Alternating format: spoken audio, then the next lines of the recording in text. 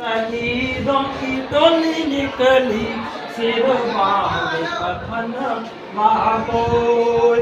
सन 57 गदर हुआ था इसी हिंद के बीच। सो राणा जी के तीनों बेटे मरे अनोखी नींद। शहीदों की टोली निकली कैसी ने बिछा गोली निकली सिर बांधे कफन बाबोय। हुआ था इसी हिंद के भी और अलफ्रेंड के इलाहाबाद अलफ्रेंड पार्क में दे गया शेखर जान।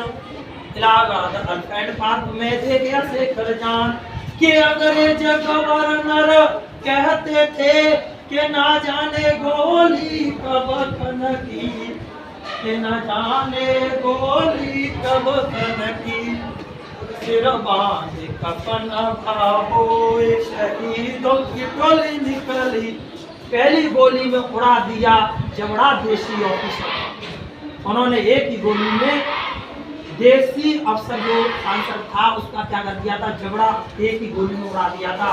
तो उनकी रूह कांप गई थी कि गिर पड़ा वीर पर हिम्मत थी ना पास किसी के आने की। कहते थे अंग्रेज गवर्नर ना जाने गोली कब खनकी।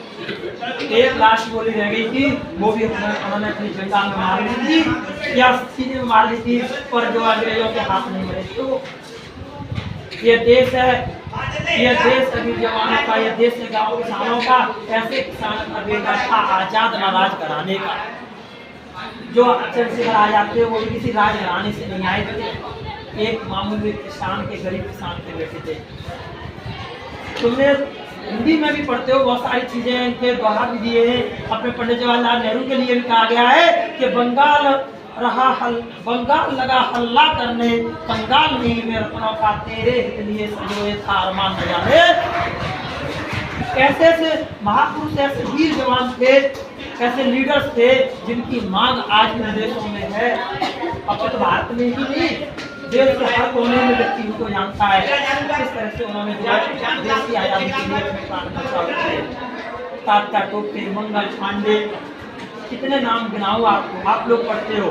लेकिन आपको क्या करना है, उनके बारे में भी जीवन से सीखना चाहिए। यहाँ आए बूंदी लेके चले गए है। इसी कड़ी में अपनी वाणी को बना देता हूँ। जय हिंद।